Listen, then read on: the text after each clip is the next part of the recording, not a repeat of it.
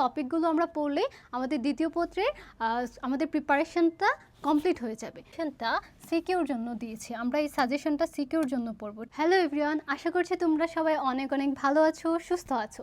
আপু আজকের ক্লাসে আবারও চলে এসেছি তোমাদের সাথে ইতিহাস দ্বিতীয় পত্রের সুপার শর্ট সাজেশন ক্লাস নিয়ে। তার আগে কিন্তু আমরা ইতিহাস প্রথম পত্রের সাজেশন ক্লাসটা দিয়েছিলাম তোমাদেরকে। এবার আমরা দ্বিতীয় পত্রের উপর, অর্থাৎ দ্বিতীয় পত্রের কোন কোন টপিকগুলো পড়বা সেই বিষয়ের উপর আজকেরই ক্লাসটা নিয়ে এসেছি। তো চলো আমরা খুব বেশি কথা না বাড়িয়ে আমাদের আজকের টপিকগুলো দেখে নিই যে কোন কোন টপিকগুলো আমরা পড়লে আমাদের দ্বিতীয় পত্রের আমাদের প্রিপারেশনটা কমপ্লিট হয়ে যাবে। চলো দেখি। আপু কিন্তু বরাবরের মতো তোমাদেরকে আবারও বলছি যে আমরা কিন্তু এই সাজেশনটা সিকিউর জন্য দিয়েছি, আমরা এই সাজেশনটা সিকিউর জন্য পড়ব, ঠিক আছে? এই সুপার শর্ট সাজেশনটা সিকিউর জন্য, ফর সিকিউর, ঠিক আছে? ফর সিকিউ শুধুমাত্র সিকিউর জন্য আমরা এই সুপার শর্ট সাজেশনটা ফলো করব। আর এমসিকিউর জন্য যেটা গত ক্লাসেও বলেছি, এমসিকিউর জন্য তোমাকে পুরো টেক্সট বই পড়তে হবে। পুরো টেক্সট বইয়ের যে অধ্যায়গুলো তোমার রয়েছে, এক্সামে রয়েছে, সেই পুরো অধ্যায়গুলো তোমাকে এমসিকিউর জন্য সবগুলোর উপর প্রিপারেশন নিতে হবে। পূর্ণাঙ্গ ধারণা থাকতে হবে, পূর্ণাঙ্গ প্রিপারেশন তোমার নিতে হবে। শুধুমাত্র সিকিউর ক্ষেত্রে তুমি জাস্ট এই সিকিউর ক্ষেত্রে আমরা দেখে কি ঘুরে ফিরে জাস্ট এই কয়েকটা অধ্যায়ের উপর, কয়েকটা টপিকের উপরই ঘুরে ফিরে বারবার সিকিউর কোয়েশ্চেনগুলো আসে। আর এমসিকিউর ক্ষেত্রে কি হয়, তোমার প্রতিটা অধ্যায় থেকে অন্তত দুইটা একটা করে হলো এমসিকিউ আসবে। যে অধ্যায় থেকে না একদমই আসে না সেখান থেকে অন্তত দুইটা করে এমসিকিউ থাকে। আর এমসিকিউর ক্ষেত্রে আমরা দেখি যে অধ্যায়ভিত্তিক 4টা-5টা করে এইভাবে এমসিকিউ থাকে। তো এমসিকিউর ক্ষেত্রে তুমি চাইলে কোনো কিছু স্কিপ করতে পারবা না, এমসিকিউর জন্য তোমাকে সবগুলো চ্যাপ্টার পড়তে হবে। আর সিকিউর জন্য তুমি চাইলে কিছু কিছু চ্যাপ্টার স্কিপ করতে পারো। তো চলো দেখে যে আমাদের কোন কোন চ্যাপ্টারগুলো রয়েছে সিকিউর ক্ষেত্রে। সিকিউর দ্বিতীয় পত্রের আমাদের টোটাল হচ্ছে 9টা চ্যাপ্টার রয়েছে। টোটাল কয়টা চ্যাপ্টার রয়েছে? টোটাল 9টা চ্যাপ্টার রয়েছে। এই 9টা চ্যাপ্টার থেকে আমাদের প্রথম অধ্যায়ে কি আছে? শিল্প বিপ্লব।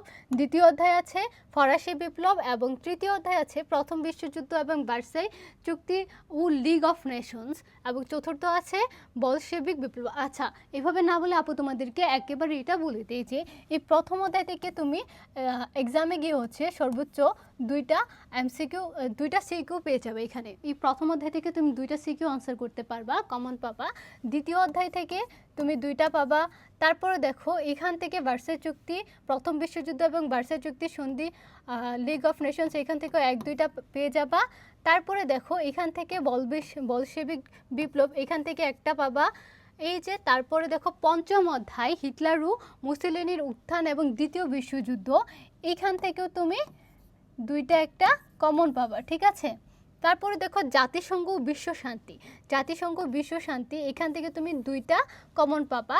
তো দেখো এখান থেকে তুমি 2টা 4টা আনসার করতে পারছো, এখান থেকে একটা বা 2টা 5টা, ধরলাম আমরা 5টা আনসার করতে পারছি, এখানে একটা 6টা, এখানে আছে 2টা 7টা 8টা 9টা 10টা। অর্থাৎ তুমি এখানে কিন্তু 9টার মতো সিকিউ, মানে আপু কিন্তু একটু কমিয়ে ধরলে হচ্ছে তুমি এখানে এই 6টা অধ্যায়ের উপরই তুমি হচ্ছে 9টার মতো সিকিউ কমন পেয়ে যাবে। তো তোমার টোটাল সিকিউ থাকবে হচ্ছে 11টার মতো, যেখানে তোমাকে 7টা সিকিউ আনসার করতে হবে।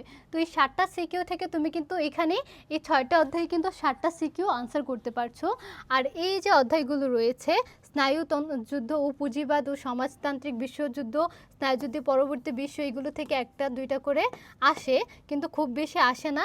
তো যাই হোক, এই চ্যাপ্টারগুলো হচ্ছে তুমি চাইলে স্কিপ করতে পারো।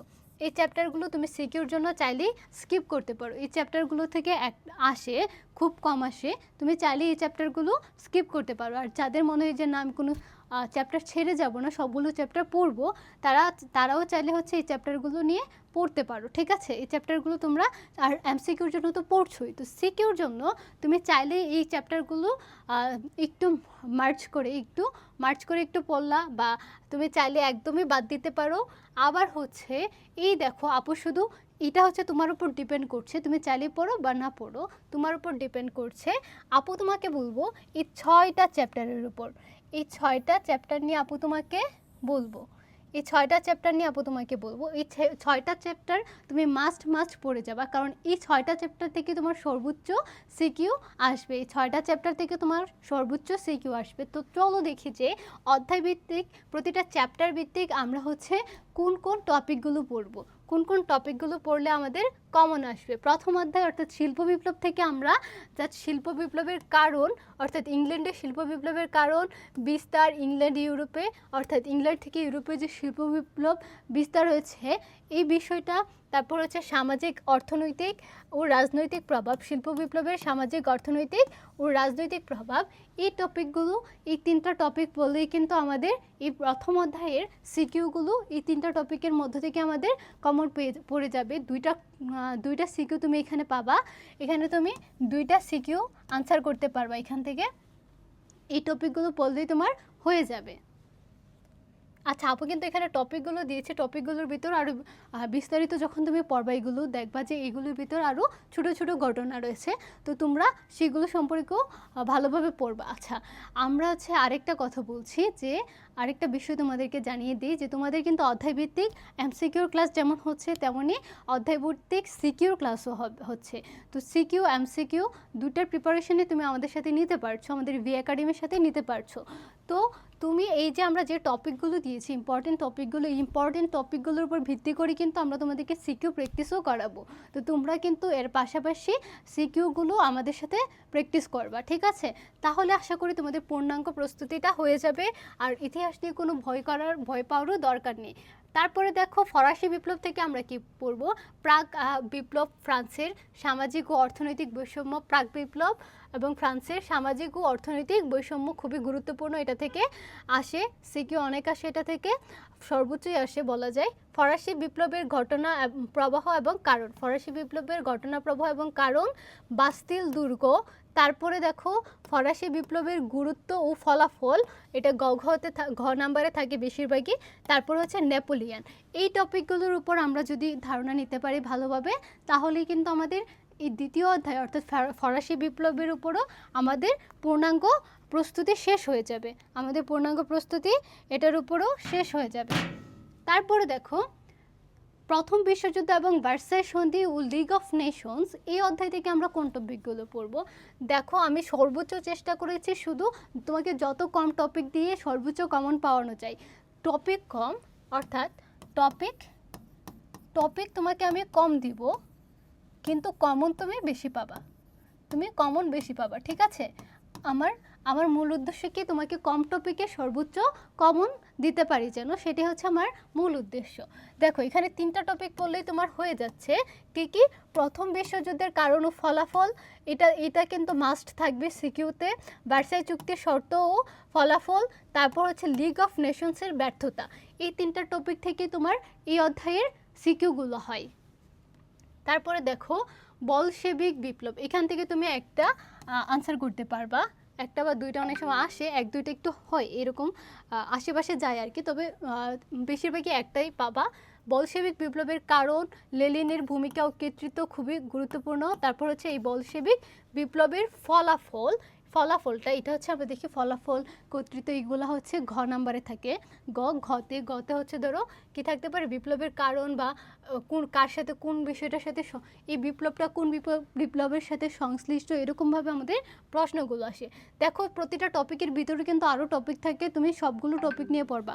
আপু শুধু তোমাদের বইয়ে যে পূর্ণাঙ্গ টপিকটা রয়েছে সেটা কিন্তু সেই টপিকটার কিন্তু আমি শুধু তোমাদের বইয়ের যে সূচিপত্র আছে যে টপিকগুলো রয়েছে সেইগুলোর ভিত্তিতে টপিকগুলোর নাম দিয়েছি, কিন্তু এগুলোর ভিতরে আরও বিভিন্ন ছোট ছোট ঘটনা রয়েছে, টপিক রয়েছে। তো তুমি জাস্ট টপিক ধরে যে টপিকটা আপনি দিয়েছি বইয়ে সেই টপিক ধরে পড়ে নেবা, সেই টপিকগুলোর উপর বিস্তারিত ধারণা নেবা, ঠিক আছে? তারপরে দেখো আমি বারবার বলছি বিস্তারিত ধারণা নিবা। হিটলার ও মুসোলিনির উত্থান এবং দ্বিতীয় বিশ্বযুদ্ধ, এইখানে তুমি 2টা সিকিউ কমন পাবা, ফেসিবাদ ও নাৎসিবাদ এবং দ্বিতীয় বিশ্বযুদ্ধের কারণ ও ফলাফল, এই টপিকগুলো এখানে পড়লেই হয়ে যাবে। আমি বলেছি বিস্তারিত পড়বা, তোমার টেক্সট বইয়ে এই টপিকগুলোর নাম ধরে ধরে বিস্তারিত পড়বা। দেখো জাতিসংঘ বিশ্ব শান্তি এই অধ্যায় থেকে আমরা দুইটার মতো একটার মতো এমসিকিউ পেয়ে যাই।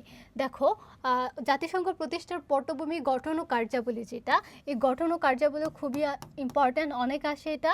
বিশ্ব শান্তি প্রতিষ্ঠা এবং নিরাপত্তা রক্ষায় জাতিসংঘের সাফল্য ও ব্যর্থতা, এটা হচ্ছে ঘ নাম্বারে থাকে, এই টপিকটা হচ্ছে ঘ নাম্বারে থাকে। তো এই দুইটা টপিক পড়লেই তুমি এই অধ্যায় থেকে দুইটা বা একটা যতটাই সিকিউ আসুক তুমি এখানে এই টপিকগুলো পড়লেই পেয়ে যাবা। দেখো স্নায়ুযুদ্ধ, পুঁজিবাদ এবং সমাজতান্ত্রিক বিশ্বের দ্বন্দ্ব, এই অধ্যায় থেকে আমি টপিক দেইনি। তো যারা পড়তে চাও তোমরা হচ্ছে এই অধ্যায়ের যে টপিকগুলো রয়েছে স্নায়ুযুদ্ধ এবং পুঁজিবাদ এবং সমাজতান্ত্রিক বিশ্ব, এগুলো নিয়ে একটু ধারণা নিয়ে যাবা। আমি বলেছি যে তোমরা চাইলে স্নায়ুযুদ্ধ পরবর্তী বিশ্বের যে ঘটনা প্রবাহগুলো এগুলো নিয়ে ধারণা নিবা এই অধ্যায়ে। আমি বলেছি তুমি চাইলে এই অধ্যায়গুলো স্কিপ করতে পারো সিকিউর জন্য, বাট এমসিকিউর জন্য মাস্ট পড়বা। এমসিকিউর জন্য তুমি মাস্ট পড়বা, এমসিকিউ মাস্ট, ঠিক আছে? এমসিকিউর জন্য মাস্ট এই অধ্যায়গুলো পড়বা, ঠিক আছে? মাস্ট এমসিকিউর জন্য মাস্ট পড়বা। তারপরে দেখো এই বর্ণবাদ বিরোধী আন্দোলন থেকে তুমি অন্তত একটা সিকিউ এই অধ্যায় থেকে পাবা। দেখো বর্ণবাদের ধারণা, বর্ণবাদ বিরোধী আন্দোলনের পথিকৃৎ অর্থাৎ Nelson Mandela, Martin Luther king, এই ব্যক্তিগুলো সম্পর্কে ধারণা নেবা। তারপর হচ্ছে ঘটনা প্রবাহ, অর্থাৎ বর্ণবাদ বিরোধী আন্দোলনের যে ঘটনা প্রবাহগুলো ছিল সেগুলো। তো এই টপিকগুলো পড়লে এই অধ্যায় থেকে যতটাই এমসিকিউ বা যতটাই সিকিউ আসুক, তুমি দুইটা কিংবা একটা, তুমি যতটাই আসুক তুমি আনসার করতে পারবা। তো মাঝখানের যে দুইটা অধ্যায় রয়েছে স্নায়ুযুদ্ধ, পুঁজিবাদ, তো এইগুলো তুমি চাইলে স্কিপ করতে পারো, সেগুলো ডিপেন্ডস অন ইউ। বাট মূলত হচ্ছে এই ছিল তোমার সিকিউর জন্য গুরুত্বপূর্ণ টপিক। তো প্রতিটি টপিক বিস্তারিত পড়বা, বই ধরে ধরে বিস্তারিত তুমি পড়বা, ঠিক আছে? আমি লিখে লিখে তোমাকে দিচ্ছি, প্রতিটি টপিক তুমি বিস্তারিত টেক্সট বই থেকে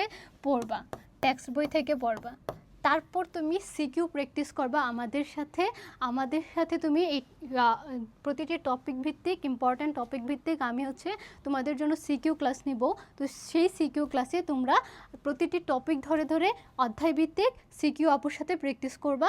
তো আশা করি যে এখান থেকেই তোমার সর্বোচ্চ কমন পেয়ে যাবা এবং তোমার পূর্ণাঙ্গ প্রস্তুতিটাও হয়ে যাচ্ছে। আমি তোমার জন্য এইভাবে সাজিয়েছি ক্লাসগুলো। আবার প্রতিটি ক্লাস আমরা যেগুলো এমসিকিউ এবং সিকিউর ক্লাসগুলো নিচ্ছি সেগুলো এমনভাবে নিচ্ছি যাতে তোমার পূর্ণাঙ্গ প্রস্তুতি সেখানেই কমপ্লিট হয়ে যায়। দেখো তুমি তো অলমোস্ট এই শেষ পর্যায়ে এসে তোমার তো বইয়ের টপিকগুলো পড়া হয়েছে বা বইয়ের অধ্যায়গুলো পড়া হয়েছে।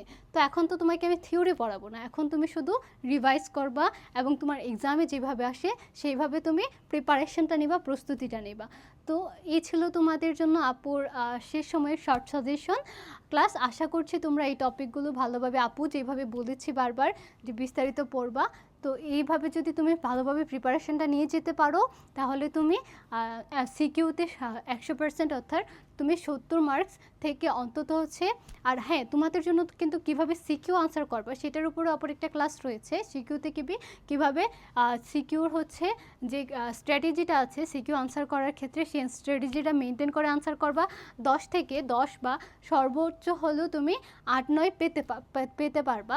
তো সেই ক্লাসটা তোমরা দেখে নেবা, ঠিক আছে?